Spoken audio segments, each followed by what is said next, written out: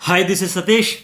Big boss అగ్ని పరీక్ష first episode ఎట్లా ఉంది? ఏ కంటెస్టెంట్ హౌస్లోకి వెళ్ళడానికి 100% అర్హులు అనిపించిందో మీ అభిప్రాయం ఏంటి? అసలు జడ్జెస్ అక్కడ ఎవరినైనా మరీ అతిగా స్పందించారా, లేకపోతే అవమానించి పంపించారా? మీకంటూ ఒక ఒపీనియన్ ఏర్పడుతుంది కదా ఈ ఆడిషన్స్ ఫస్ట్ ఎపిసోడ్ చూసాక. మీకు ఎవరి విషయంలో ఏమనిపించిందో ఒక కామెంట్ అయితే తెలియజేయండి. అట్లాగే నా ఒపీనియన్స్ ఎప్పట్లాగే సూటుగా సుత్తు లేకుండా, లేగ లేకుండా, సోది లేకుండా ఫటాఫట్ ధనాధన్ అన్నట్టుగా చెప్పుకుంటూ పోతా ట్రాన్స్పరెన్సీగా.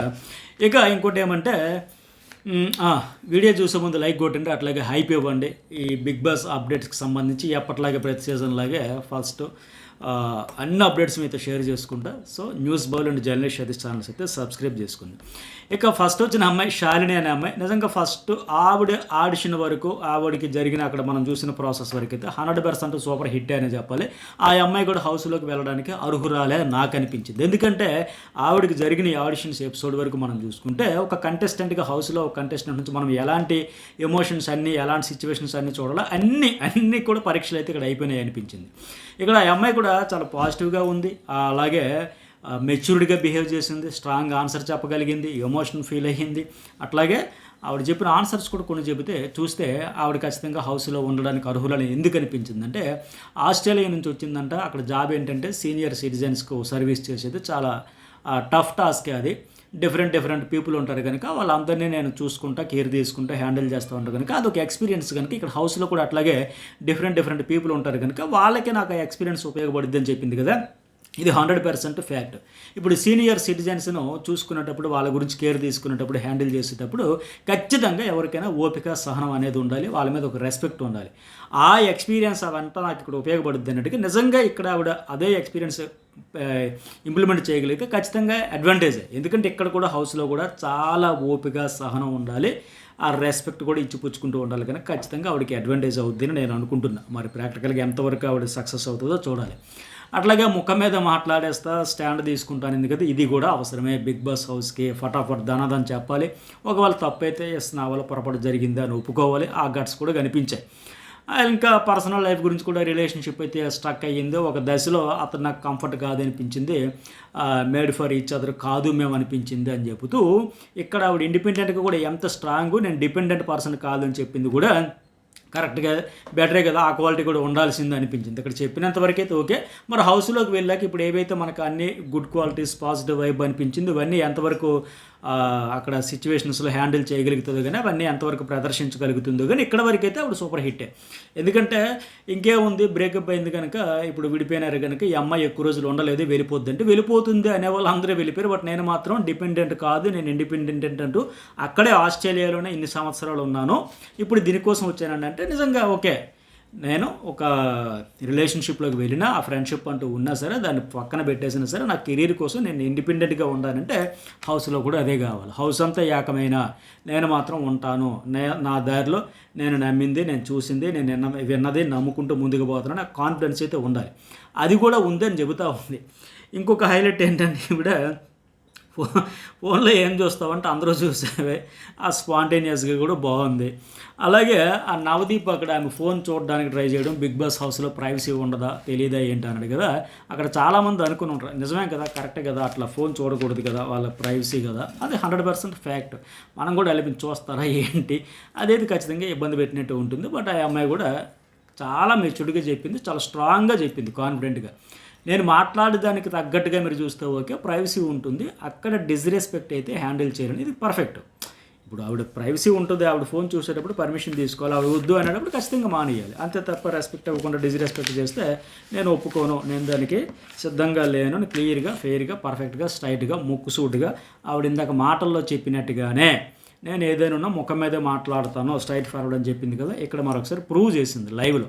అంటే ఈ అమ్మాయి ఆడిషన్లో నేను స్టార్టింగ్లో చెప్పినట్టుగా సాధారణంగా ఒక నవరసాలు అంటాం కదా, అవన్నీ కనిపించినాయి. అంటూనే ఎదుటి వాళ్ళు జడ్జా లేకపోతే ఇంకేంటని కాకుండా చాలా ఫైర్తో అడిగింది. చూశారు అక్కడ ఆ స్నాప్చాట్ చూడొద్దు అంటున్నావు కదా, ఎందుకు అని నవదీప్ అంటే, మీ స్నాప్చాట్ నేను చూస్తే మీకు ఓకేనా, అది కావాలి. కంటెస్ట్ అయ్యో ఇతను జడ్జి కదా, ఒకవేళ వాళ్ళు ఏదైనా మనం ఓకే అని ఇవ్వాలి అని కాకుండా, మరి నా స్నాప్చాట్ వద్దు, నాకు ప్రైవసీ అయినా సరే రెస్పెక్ట్ లేకుండా చూస్తామనేటప్పుడు మరి మీకు కూడా అదే వర్తిస్తుంది కదా అని అడిగింది చూడండి. ఆ గట్స్ కూడా ఉండాలి. ఇది హైలైట్. అయితే మొత్తానికి ఫోన్ అయితే పగలగొట్టించేశారు. 2 మంత్స్ బ్యాకే కొనిందంట. అన్నిటికీ ప్రిపేర్ అయ్యే వచ్చానింది కదా. ఆ లాస్ట్‌లో సర్ప్రైజ్ కూడా బాగుంది. సేమ్ ఆఖరికి ఆ ఫోన్‌కి వాడే పౌచ్ ఉంటాయి కదా, వాటిని కలుపుకుంటూ ముందే ప్రిపేర్ చేసుకొని ఎవరు ఎట్లాంటి ఫోన్ వాడతారో సేమ్ కలరు మ్యాచ్ అయ్యేవన్నీ తెచ్చి డమ్మీ పీస్ తెచ్చి పగలగొట్టించేశారు. మొత్తానికి లాస్ట్‌లో ఫైనల్లీ ఆవిడ ఒరిజినల్ ఫోన్ అయితే ఆవిడకి ఇచ్చేసారు. ఇది మాత్రం రియల్లీ సర్ప్రైజ్. అక్కడ కంటెస్టెంట్‌గా వచ్చిన ఆవిడకి కావచ్చు, చూసే మన ఆడియన్స్ కూడా కావచ్చు. ఇదైతే బాగుంది. బహుశా ఇది ఎందుకు పెట్టారంటే లాస్ట్ సీజన్లో కూడా ఇట్లా ఆడిషన్స్కి వచ్చిన కంటెస్టెంట్లు చాలామందిలో కామనర్స్ వచ్చారు కదా, వాళ్ళకు కూడా ఇలాంటి టాస్క్లు ఇచ్చినప్పుడు వాళ్ళు 50,000, 70,000, 20,000, 10,000, 1,00,000, 1,50,000 వాళ్ళ శక్తికి తగ్గట్టు ఒక ఫోన్ కొనుక్కొని వచ్చి వాళ్ళకి అప్పటికి రెమ్యూనరేషన్ కూడా లేదు. దాంతోపాటు ఇట్లా వాళ్ళ ఓన్ ప్రాపర్టీస్ ఏవైతే ఇవన్నీ అక్కడ కోల్పోవడం అంటే చాలా బాధాకరం. వాళ్ళకి అది పెద్ద బడ్జెట్, అది కొందరికి 10,000 ఎక్కువ బడ్జెట్, కొందరికి 5,000 ఎక్కువ బడ్జెట్, కొందరు 1,50,000 అంటే బడ్జెట్ కాకపోవచ్చు ఇట్లా. సో అలాంటి ఇబ్బంది లేకుండా మంచి పని చేశారు. ఇదైతే నాకు నచ్చింది. ఆ ఉద్దేశంతోనే ఎవరిది కూడా పర్సనల్ ప్రాపర్టీ ఎందుకు ఇలా డ్యామేజ్ చేయడం అని చెప్పి మంచి నిర్ణయమే తీసుకున్నారు. ఇదైతే కూడా నాకు బాగా నచ్చింది. ఇంక ఈ అమ్మాయి విషయంలో హైలైట్ ఏంటంటే ఆవిడ రాసింది చెబుతారు కదా, ఒక 200 ప్రశ్నల వరకు ఇచ్చేటప్పుడు అందులో రాసుకొచ్చిందంట లీస్ట్ ఫేవరెట్ జాబ్ ఏంటంటే వాష్రూమ్ క్లీనింగ్. కనుక డర్టీగా ఉండే షూస్ ఇచ్చి క్లీన్ చేయమన్నారు. సో ఇక్కడ ఈ అమ్మాయి కూడా చెప్పింది, ఓకే బాత్రూమ్స్ మరి క్లీన్ చేయాలంటే చేస్తానని చెప్పింది. అక్కడ వాళ్ళు అడిగేటప్పుడు ఓకే నేను చేస్తాను, అందరూ చేస్తానని చెప్పింది. కాకపోతే కొద్దిగా కంఫర్ట్గా ఫీల్ అవ్వాల, కానీ చెయ్యనని చెప్పలా, చేస్తానని చెప్పింది, చేసేసింది, బాగానే ఉంది. అయితే బిందు మాధవి అందుకోసం రెడ్ ఇచ్చినా సరే ఓకే మీ డెసిషన్ అని చెప్పేసి ఆవిడ అభిప్రాయాన్ని కూడా గౌరవిస్తూ పాజిటివ్గానే తీసుకుంది. శ్రీముఖి కూడా నువ్వు చాలా బ్యూటిఫుల్, నువ్వెందుకు నచ్చలా, నువ్వు కూడా నచ్చావంటే శ్రీముఖి విషయంలో, బిందు విషయంలో, అందరి విషయంలో రియాక్ట్ అయ్యే విషయం అన్నీ కూడా. అట్లాగే ఇంకొకరు అభిజిత్, ఏ పనైనా చిన్నదా పెద్ద కాదు, నా షూస్ నేనే క్లీన్ చేసుకుంటాను అంటే ఆయన వచ్చి షూ క్లీన్ చేయడం, ఆ అమ్మాయి చెప్పులు క్లీన్ చేయడం గురించి ఎక్కువగా వైరల్ అయింది కదా. మొన్న ఒక వీడియో కూడా నేను అనలైజ్ చేశాను. నేను ఆ రోజు చెప్పా, ఆ అమ్మాయి కొద్దిగా గిల్ట్ ఫీల్ అవుతుంది కనుక షూస్ క్లీన్ చేయడం కావచ్చు ఇవన్నీ గురించి, అందుకోసం వచ్చి ఒక ఇన్స్పిరేషన్గా ఉండాలి, ఒక మోటివేషన్గా అనిపిస్తుంది. అరే ఒక సెలబ్రిటీ, ఒక ఆల్రెడీ సినిమాల్లో చేసిన హీరోగా చేసిన ఆయన, అట్లాగే గత సీజన్లో విన్నర్, అట్లాంటి ఆయన వచ్చి ఒక సామాన్యురాలైన నా చెప్పులే క్లీన్ చేశాడంటే అరే అహంకారం ఏదైనా ఉంటే నేను అనే ఈగోను పక్కన పెట్టేయచ్చు అని ఒక అమ్మాయిలో మోటివేషన్ కోసం, ఇన్స్పిరేషన్ కోసం అలా చేసి ఉండొచ్చు అని చెప్పే కదా. ఎగ్జాక్ట్గా 100% ఇప్పుడు ఆవిడ నోటితో అదే కదా విన్నాం మనం. అభిజిత్ చేసేటప్పుడు ఆవిడ ఏమనింది, అభిజిత్ ఇక్కడ ఉంటాడు కనుక నేను ఆయన ఇక్కడ ఒకవేళ ఈ రౌండ్లో ఇంప్రెస్ చేయలేకపోతే హోల్డ్లో ఉంటే మళ్ళీ ఆయనతో ఇంప్రెస్ చేసేలాగా నా పర్ఫామ్ చేయాలనుకున్న ఈ స్మార్ట్ గేమ్ ఏదైతే ఉంటుందో ఆ మైండ్ గేము, మైండ్ పవర్ ఇవన్నీ డిఫీట్ చేయగలరు అని ఆయన ప్రూవ్ చేశారు. సో ఇప్పుడు ఆయన నేను కూడా ఇంప్రెస్ చేశానంటే నాకు సో హ్యాపీ అని చెప్పేసి ఆయన వచ్చి ఆ షూ క్లీన్ చేసే దాని గురించి చెప్పింది చూశారు. అక్కడ ఆ అమ్మాయి అంటుంది కదా అభిజిత్ ఆమె క్లీన్ చేసేటప్పుడు, మీరు ఎందుకు ఇన్స్పిరేషన్ మళ్ళీ ప్రూవ్ చేశారు. ఎగ్జాక్ట్గా నేను అదే అన్నా, అభిజిత్ ఆ చర్య చేయడం వల్ల ఆవిడకి ఒక ఇన్స్పిరేషన్. ఇప్పుడు ఈరోజు ఆ అమ్మాయి నోటంటే అదే మాట చెప్పింది, అభిజిత్ ఎందుకు నాకు ఇన్స్పిరేషనో మరొకసారి ప్రూవ్ చేసాడు ఎందుకని చెప్పి. నిజంగా ఆ విషయంలో మాత్రం అభిజిత్కి అందుకే ఫ్యాన్స్ ఉంటారు. ఆ రోజు నేను అన్న ఆయన్ని ట్రోల్ చేయాల్సింది, ఆయన్ని విమర్శించాల్సింది లేదు, ఆయన కొద్దిగా మెచ్యూర్డ్గా ఆలోచించి ఆవిడలో ఎందుకమ్మా అంత ఇగో ఫీల్ అవ్వక్కర్లేదని చేశాడంటే ఈరోజు అదే కదా మనం కళ్ళ ముందు చూసాం. ఇక తర్వాత ఫన్ మోడ్, పెళ్లి చూపుల వరకు తీసుకెళ్ళిపోయారు శ్రీముఖి, బిందు మాధవి, నవదీప్ అంతా కలిపి హగ్ ఇచ్చినప్పుడు కూడా మనస్ఫూర్తిగా ఇచ్చినట్టుగా లేవుగా, వెళ్ళు ఎంజాయ్ చేసి పండగ చేసుకునే మాదిరిగా వచ్చేసి మళ్ళీ ఏంటి పెళ్లి చేసుకుంటావా అని అడిగితే ఎవరు చేసుకోరండి. ఆ డైలాగ్ కూడా చూసారా, బ్రహ్మానందం డైలాగ్ అంటే అన్నారు కానీ ఆ ఊహ ఎంత బాగుందో అని మాదిరిగా. అంటే ఆవిడలో ఫన్ ఉంది, ఆ షూ క్లీన్ చేసేటప్పుడు పెయిన్ఫుల్గా ఫీల్ అయ్యింది. అట్లాగే నవదీప్తో మాట్లాడేటప్పుడు ఆర్గ్యుమెంట్ చేసేటప్పుడు మీ ఎక్కువేంటి, మీ ప్రైవసీ మీకు ఉంటుంది కదా, మీ రెస్పెక్ట్ మీకు ఉంటుంది కదా, మీ స్నాప్చాట్ నేను చూస్తే మీరు ఊరుకుంటారా అని గట్టిగా అడగడం కావచ్చు, అన్ని రకాలుగా ప్రూవ్ అయితే చేసుకుంది. బ్యూటీ విత్ బ్రెయిన్ అయ్యే ఛాన్స్ ఉన్నాయి. అట్లాగే అభిజిత్ విషయంలో చెప్పింది కూడా క్లియర్గా చెప్పేసింది, మీ సీజన్లో కొన్ని థింగ్స్ నాకు డిసప్పాయింట్ చేసిన ఆ రోబో టాస్క్ ఎప్పటికీ బెంచ్ మార్కే. ఓహో అభిజిత్ అంటే సంథింగ్ ఏదో ఉంది. ఆ టాస్క్ ఆ రోజు సీజన్ 4లో మనం చూసేటప్పుడు కిడ్నాప్ అనేటప్పుడు వర్కౌట్ అవుతుందా, ఇవన్నీ అయ్యే పనిలే కాదులే అని మాదిరిగా అనిపించింది. బట్ అది ఎంత సూపర్ డూపర్ హిట్ అయింది, ఒక బెంచ్ మార్క్. అట్లాగే ఆ పులి మేక మాట్లాడే తీరు, కారా, గూస్ బంప్స్ ఇవన్నీ కూడా ఎందరు విన్నర్స్ ఉన్నా మిమ్మల్ని ఎవరు దాటలారంటే ఇది మాత్రం కరెక్ట్. సీజన్స్ తాలూకా విన్నర్స్ కంటెస్టెంట్లు వస్తారు, విన్ అవుతారు, వెళ్తారు, పోతారు. కానీ అభిజిత్ అంటే అదొక లెక్క, అదొక వేరు. ఆ స్టైల్ కావచ్చు, ఆ గేమ్ కావచ్చు, ఆవిడ చెప్పినట్టుగా పవర్ కావచ్చు, ఇవన్నీ కనుక. సో ఓవరాల్గా అయితే నాకేమనిపించింది, ఈ శాలిని అనే అమ్మాయి బిగ్ బాస్ హౌస్లోకి వస్తుంది, రావాలి, వచ్చి తీరాలి, నాకు అనిపించింది మంచి కంటెస్టెంట్ అవుతుందని. మరి మీకేమనిపించింది ఈవిడికి సంబంధించి ఆడిషన్స్ అన్నప్పుడు ఖచ్చితంగా కామెంట్ చేయండి. నేను చెప్పింది కరెక్ట్ అనిపిస్తే ఒక లైక్ కూడా కొట్టండి, లేదా మీ అభిప్రాయం కూడా చెప్పండి. ఇక తర్వాత రెండో కంటెస్టెంట్ ఎవరు, అభి శాంగర్ అంట. ఆయన ఈ అమ్మాయి గురించి అడిగేటప్పుడు చెప్పాడు కదా, డ్రెస్సింగ్, లిప్స్టిక్, మేకప్ ఇవన్నీ కొద్దిగా ఎక్కువైనట్టు అనిపించింది అని అడిగిన వాళ్ళు అడిగితే నాకేమీ అంత ఎక్కువగా అతిగా అనిపించలా. బట్ ఆ అమ్మాయి కూడా మీకు అదేమో ఆ అమ్మాయిలకు సంబంధించిన మేకప్ సెన్స్ లేదేమో అని చెప్పేసింది. సరే, ఆయన ఆడిషన్ వరకు అంటే వీళ్ళిద్దరికి ఒక ఆర్గ్యుమెంట్ స్కిల్స్ ఎట్లా ఉంటాయి 1-to-1 పడితే టెస్ట్ చేద్దామని ఆయన కూడా ఆడిషన్లో భాగంగా పెట్టేశారు. సరే, ఆయన అభిప్రాయం ఆయన చెప్పాడు, ఆవిడ అందుకైతే అగ్రీ అవ్వాలి, ఓకే, అది పక్కన పెడితే మరి ఇతడేంటి ప్రాపర్టీ బిజినెస్ చేస్తున్నాను, రియల్ ఎస్టేట్ బిజినెస్ అని చెప్పాడు. అందుకోసమే నేను ఫుల్గా ఎఫర్ట్స్ అన్నీ 5 days అందు మీదే పెడతా, మిగతా 2 days అంటే గర్ల్ ఫ్రెండ్ కోసం స్పెండ్ చేస్తా, బట్ ఆమెమో 1 week అంతా ఉండాలనుకుంటే కుదరదని చెప్పాడు. మరి అలాంటప్పుడు ఆ property business, real estate business అనేటప్పుడు ఎంత సీరియస్నెస్ ఉండాలి, అదైతే కనిపించలేదు కదా. ఎకరాకి ఎన్ని గుంటలు ఉంటాయంటే 10,000 గుంటలు అన్నాడు, అది కరెక్ట్ కాదు కదా. అప్పటికి ఆ శ్రీముఖి జోక్ చేసింది, రే తవ్వుకునే గుంటలు అంటే ఎన్ని హోల్సా, ఎన్ని హోల్స్ తవ్వుకుంటే అన్నే కదా అని అనుకున్నాడు తప్ప ఆయనకు అర్థం కాల. 10,000 గుంటలంటే 250 ఎకరాలు, ఒక ఎకరానికి 40 కదా ఉంటాయి. సో అలాంటప్పుడు నేను 5 days కంప్లీట్గా ప్రాపర్టీ బిజినెస్ మీద, రియల్ ఎస్టేట్ మీద పెడతాను అన్నప్పుడు ఆ సీరియస్నెస్ కనిపించాల. సో ఆయన అన్నట్టుగా సరదాగా ఎక్స్పీరియన్స్ కోసం వచ్చాను అన్నావు కదా, ఆ పాయింట్లోనే నేను రిజెక్ట్ చేస్తున్నామని చెప్పినట్టుగా అది కరెక్టే. మిగతా వాళ్ళందరూ చాలా ఎమోషన్తో వచ్చేటప్పుడు సరదాగా ఎక్స్పీరియన్స్ అని వచ్చి, సో అంటే ఈ ఆడిషన్స్కి వచ్చిన దగ్గరే సీరియస్నెస్ కనిపించలేదు. ఆ రియల్ ఎస్టేట్ ప్రాపర్టీ బిజినెస్ అన్నాడు, దాని మీద పూర్తి అవగాహన లేనట్టే ఉంది. ఆయన చెప్పిన దాన్ని బట్టే ఎకరాకి ఎన్ని గుంటలు అంటే అర్థం కాల. సో ఇంకా అమ్మాయి ఏదో గర్ల్ ఫ్రెండ్ విషయంలో కూడా 2 days అన్నాడు, అది ఏదో వీకెండ్ గర్ల్ ఫ్రెండ్ మాదిరిగా ఉందని ఆ విషయంలో రిజెక్ట్ చేశారు. వాళ్ళ డెసిషన్, ముగ్గురు జడ్జెస్ డెసిషన్ కూడా కరెక్ట్ అని అనిపించింది నాకు కూడా. ఇక నెక్స్ట్ వన్, ఆ ఫోక్ సింగర్ ఝాన్సీ అంట. పీజీ ఆర్గానిక్ కెమిస్ట్రీ చేసింది, మంచిగా చదువుకుంది. ముగ్గురు ఆడపిల్లలైనా సరే ఏ తండ్రికైనా అరే ఒక కొడుకుంటుంటే వ్యవసాయంలో, ఇంటి పనుల్లో సాయం చేస్తాడు కదని ఫీలింగ్ ఉంటుంది. సో మా నాన్నగారు ఎప్పుడూ అట్లా ఫీల్ అవ్వకూడదనే ఉద్దేశంతో వ్యవసాయంలో చేస్తూ, సాయం చేస్తూ ఇంటర్ కూడా 92.6%తో పాస్ అవ్వడం అంటే పెద్ద విషయం. మంచిగా చేస్తుంది, ఆమె కష్టపడుతున్నట్టుంది.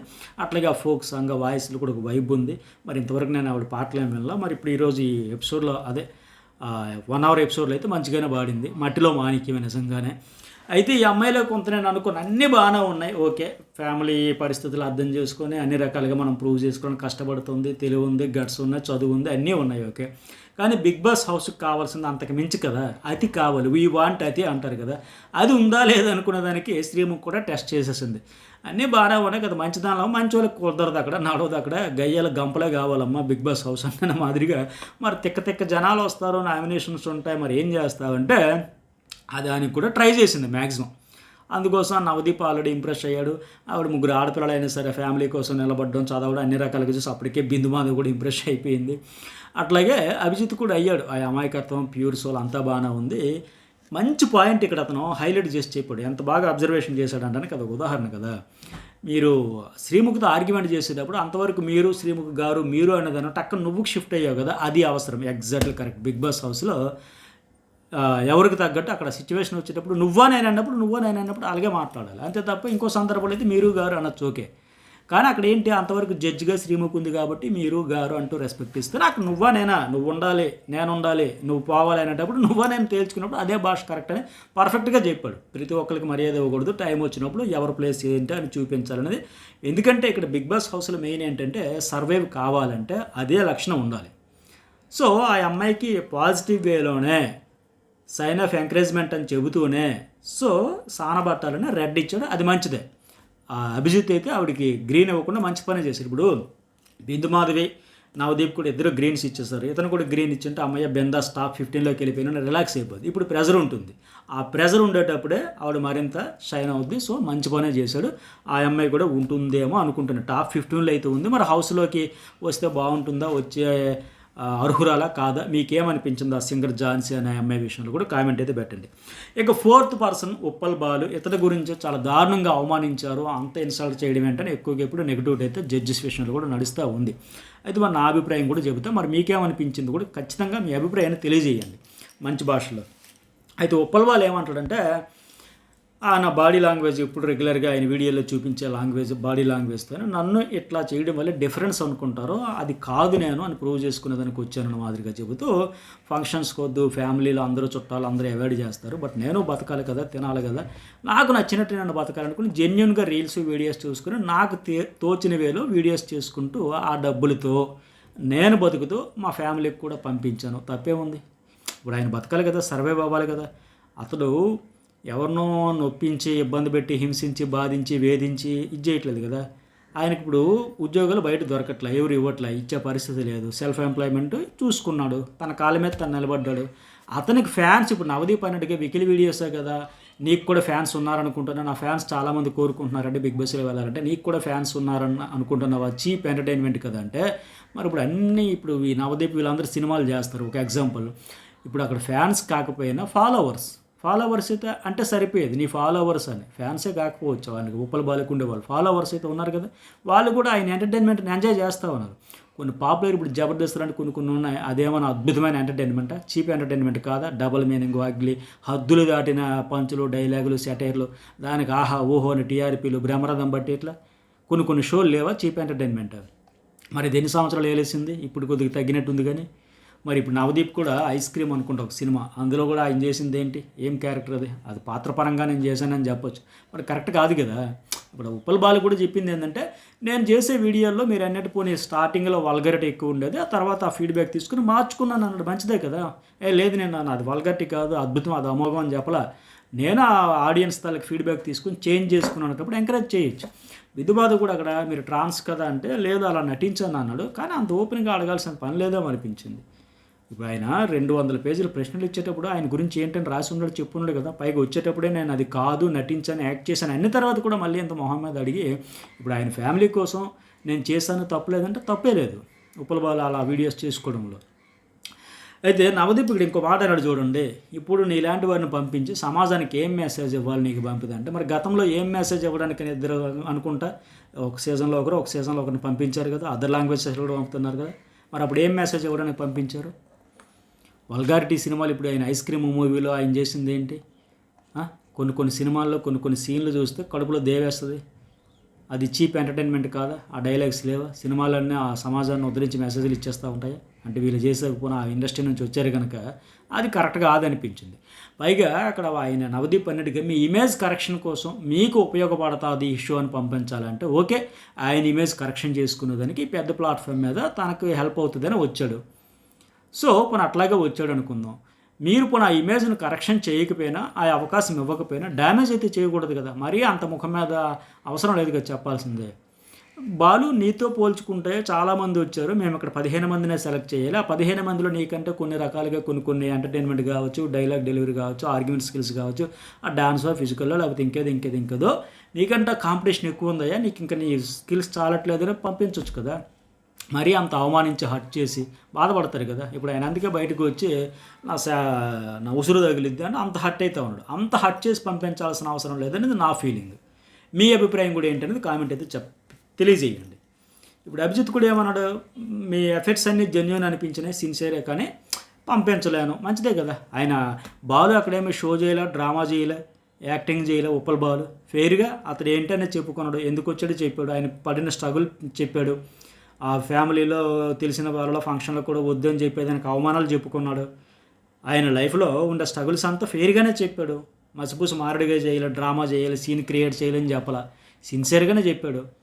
మీరు ఓకే తీసుకోదలుచుకోలేదు, ఎందుకంటే ఇంకంతకుమించి ఇంకెవరైనా వస్తారేమో, ఉప్పల బాలంటే ఇది అని ఒక ఇమేజ్ వచ్చింది, కానీ అంతకుమించి అతని నుంచి ఏదైనా మనకు అవుట్పుట్ రాదు అనుకున్నప్పుడు సున్నితంగా కూడా రిజెక్ట్ చేయొచ్చు కదా. మరి అంత హార్ష్గా అలాంటి పదాలు వాడకుండా ఉండుంటే బాగుంటుందని నా ఫీలింగ్. అయితే ఉప్పల్ బాలులో ఆ కాన్ఫిడెన్స్ మళ్ళీ నాకు నచ్చింది. ఓకే, నా గోల్ అయితే బిగ్ బాస్లోకి వెళ్ళడానికి ఫర్ సీజన్ 11, 12, 15 వరకు ట్రై చేస్తా. 6 ప్యాక్ కూడా చేస్తున్నాడు కదా. ఆ పాజిటివ్ థింకింగ్తోనే, ఆ పాజిటివ్ వైపుతో వెళ్తే ఖచ్చితంగా ఆడియన్సే రేపు పొద్దున్న ఇప్పుడు చూసే ప్రజలు చాలామందికి సపోర్ట్ చేసి పంపించాలి. ఖచ్చితంగా ఆ యాంగిల్లో కూడా ఆయనకు అవకాశం ఉండొచ్చు. ఇక తర్వాత కొందరు వచ్చారు, వెళ్ళారు. ఆ డెబోర్ అన్న అమ్మాయి ఉంది కదా, వచ్చారు. తెలివి, లుక్స్, కాన్ఫిడెన్స్ ఉండాలని. ఎగ్జాక్ట్లీ లుక్స్ ఉండాలి. అక్కడ బిందు అడిగినట్టుగా లుక్స్కి ఓట్లు పడతాయా, పర్సనాలిటీ కంటే రెండూ ఉండాలి. హౌస్లోకి ముందు రావాలి, అట్రాక్ట్ చేయాలంటే ఖచ్చితంగా లుక్స్ కూడా ఉండాల్సిందే. ఒక్కొక్కరు ఒక్కొక్క కేటగిరీలో ఒక ఎమోషన్ కావచ్చు, ఒకరు సెంటిమెంట్. ఇప్పుడు ఆయన మిథిలేష్ రెడ్డి బాడీ బిల్డర్, ఆ జానర్లో నేను సెలెక్ట్ అవుతాను దగ్గరికి వచ్చాడు. ఈ అమ్మాయి శాలిని అనే అమ్మాయి బ్యూటీ విత్ బ్రెయిన్ అవుతాను, నేను అన్ని రకాలుగా ఆ జానర్లో నాకు అవకాశం రావచ్చు లెక్క వచ్చింది. ఆ అమ్మాయిని ఒక రైతు ఫ్యామిలీ నుంచి వచ్చి అన్ని రకాలుగా నేను ప్రూవ్ చేసుకుంటున్నా, మల్టీ టాలెంటెడ్ అవుతా, పల్లె నుంచి వచ్చిన అలా రైతు ఫ్యామిలీ నుంచి వచ్చిన ఎక్కడ తక్కువ కాదు, ఆడపిల్లని మరీ తక్కువ చూడక్కర్లే, నేను అద్భుతంగా చేస్తా, ఆల్రెడీ ప్రూవ్ చేసుకుని ఇక్కడ ఇంకా ప్రూవ్ చేసుకుంటా, మరింతమందికి ఇన్స్పిరేషన్గా నిలుస్తున్న లెక్క ఆవిడ వచ్చింది. అట్లాగే ఒక్కొక్కరు ఒక్కొక్క జోనర్ నుంచి వస్తూ ఉంటారు కనుక ఈ అమ్మాయి కూడా లుక్స్ కూడా ఇంపార్టెంటే, అది చాలా ఇంపార్టెంటే. అయితే ఆవిడ కూడా చెప్పింది ఓకే ఫస్ట్ ప్రెజెంటేషన్, తర్వాత లుక్స్, కాన్ఫిడెన్స్ ఇవన్నీ. బట్ అయితే ఆవిడలో ఆర్గ్యుమెంట్ స్కిల్స్ బాగా వీక్. లాస్ట్ అగ్ని పరీక్షకు వచ్చినప్పుడు ప్రసన్న అని ఆయన వచ్చింది, ఆయన మీద అందరికీ పాజిటివ్ ఒపీనియన్ వచ్చింది. యాక్సిడెంట్ అయ్యి కంబ్యాక్ ఇచ్చి అద్భుతంగా వచ్చాడు, ఆయన ఉండాలి అని ఫీలింగ్ వచ్చింది. కానీ ఆర్గ్యుమెంట్ స్కిల్స్ కరెక్ట్గా వచ్చేసరికి కంప్లీట్గా పూర్, చాలా జీరో అనిపించింది. మినిమం ఎఫర్ట్స్ పెట్టలేకపోయాడు, ఆన్సర్ చేయలేకపోయాడు, చెప్పలేకపోయాడు. ఇక్కడ ఈ అమ్మాయి విషయంలో కూడా అది కరెక్ట్ కాదు. ఎందుకంటే నేను ప్రాపర్ ఆన్సర్ చేయలేదు, మీరు రైట్ క్వశ్చన్స్ అడిగారు, నా మిస్టేకే ఉంది, నెర్వస్తో ఏదేదో చెప్పేస్తాను అంటే ఆవిడ మైనస్లన్నీ చెబుతూ అవతలని పొగుడుతూ ఉంటే బిగ్ బాస్ హౌస్లో సెట్ కాదు కదా. మెయిన్ ఇక్కడ ఏంటంటే బిగ్ బాస్ హౌస్ ఇప్పుడు బిందు మాధవ్ కావచ్చు, అభిజిత్ కావచ్చు, వీళ్ళందరూ టాస్క్లు ఆడేసి పొడిచేసి చించేసి ఎరగొట్టేలా. ఆ టాస్క్ల మీద జస్ట్ వాళ్ళకి ఎంతవరకు అయితే అంతవరకు చేశారు. బట్ దాన్ని అంత జుజుబి అన్నట్టు పక్కన పడేసి ఆర్గ్యుమెంట్ స్కిల్స్తోనే వాళ్ళు విన్నర్స్ అయ్యారు. అది మెయిన్ ఉండాలి, ఆ మాటకారితనం ఉండాలి. ఆ మాటకారితనం ఆవిడకి పూర్తిగా మైనస్. ఆ విషయంలో ఆవిడ మరి రిజెక్ట్ అయితే అయిపోయి. ఇక రన్నింగ్ రాజు, ఆయన గురించి చెప్పాలా, ఇంకా ప్రత్యేకించి మాట్లాడుకోవాలా. ఆ శ్రీముఖుల ఇమిటేషన్ అన్నాడు కానీ చూసే మనకి చాలా ఇరిటేషన్ అనిపించింది. ఎంత వేగంగా పంపించేస్తే అంత బెటర్ అనిపించింది. వాళ్ళకేమో ఆ ప్రాసలతో పంచులతో ఆ జడ్జిలకు భజన కొట్టేదంతా సో కరెక్ట్గా అనిపించింది. అందుకే శ్రీముఖుడు నువ్వు పోతావు నేను పోవాలని కూడా రియాక్ట్ అయింది కొద్దిగా హార్ష్గానే. ఎందుకంటే అది నచ్చల, నాకు కూడా ఏమాత్రం నచ్చల. అయితే దూరం నుంచి మాట్లాడంటే ఆవిడ కూడా వెళ్ళిపోవడం అదంతా. అయితే లాస్ట్లో వెళ్తా మళ్ళీ అది ఎందుకు డ్రామా అనిపించింది. చాలామందికి సమాధానం చెప్పాలి, లాస్ట్ పవన్ కళ్యాణ్ పడాలి డైలాగ్ అతనికి వర్కౌట్ అయింది కానీ అది మళ్ళీ కాపీ పేస్ట్ లాగా అనిపించింది. సో అతన్ని పంపించడమే బెటర్ అనిపించింది. ఇక నెక్స్ట్ మిథిలేష్ రెడ్డి, ఫిట్నెస్ అంట, మోడల్ అంట, షోకి అడ్వాంటేజ్ అవుతావా ఏంటంటే ఫిజికల్ టాస్క్లు ఆడతా అన్నాడు, వెరీ గుడ్, బాగానే ఉన్నాడు, ప్రూవ్ చేశాడు అక్కడ.